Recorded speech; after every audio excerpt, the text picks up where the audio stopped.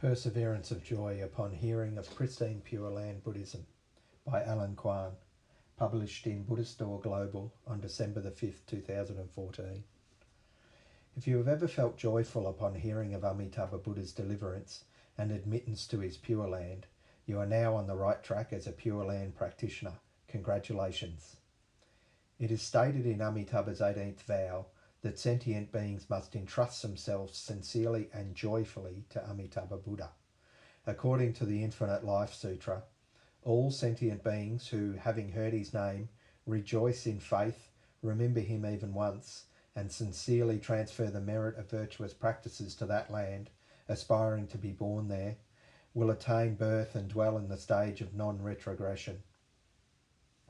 The Contemplation Sutra says, seeing the utmost beauty and bliss of that land, Queen Vodiha and all sentient beings will rejoice and immediately attain perseverance in the non-arising of all dharmas.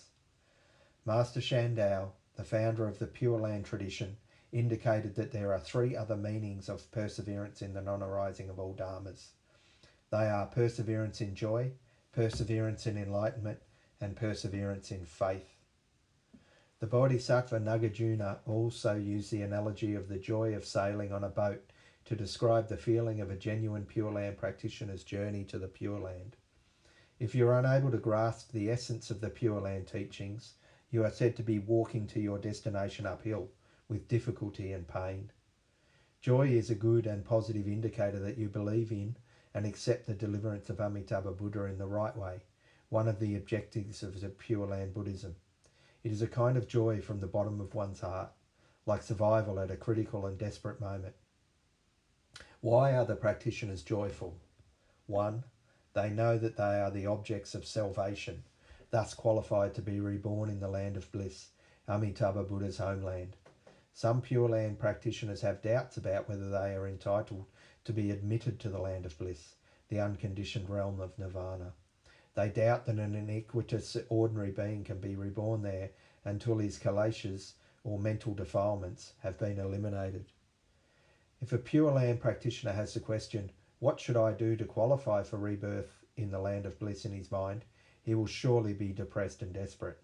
However, if he believes or knows that Amitabha Buddha is waiting for him and that the door is always open, he will undoubtedly be excited. 2.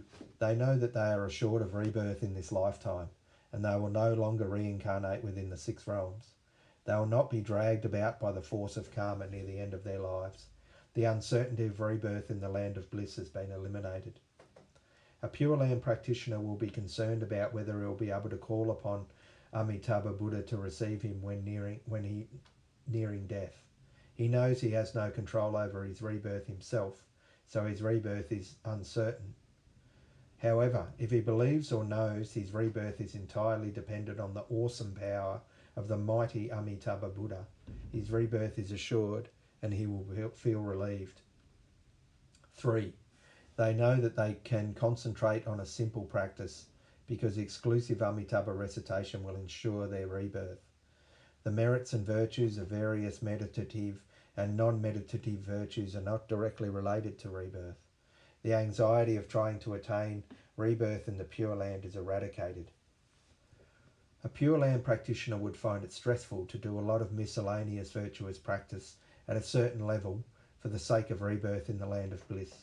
However, if he believes or knows his rebirth depends merely on the assured karma of Amitabha recitation, his mind will be settled.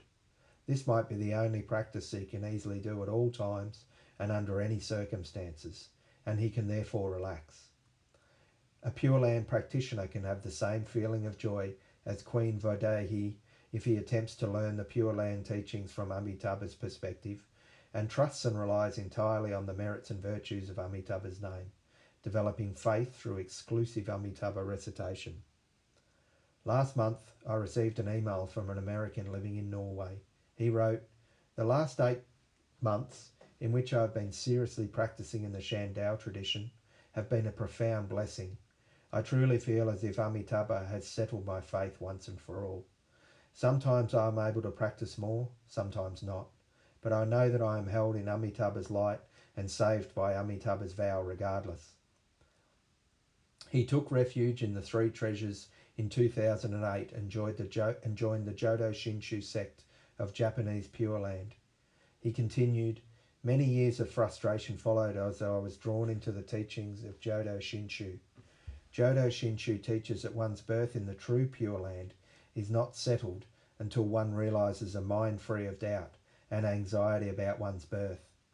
One can only realise this mind through listening to the teaching. I read, studied, listened to countless Dharma talks and said many, many Nembetsu, or recitations of Amitabha's name, all the while desperately hoping to realise a mind free of doubt.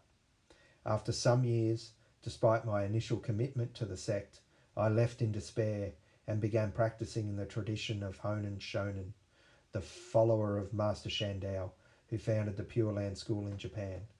There I found greater peace of mind." He went on, "It wasn't until I found the teachings of Master Hu Jing, who propagates the Shandao tradition of Pure Land in Taipei, that all my fears began to melt away like frost in the morning light. Reading Master's Dharma talks, I began to realise how much Amitabha cares for me. Birth in the Pure Land was not something to worry and fret over. It is, in fact, easy. The joy I experienced at this revelation is difficult to describe.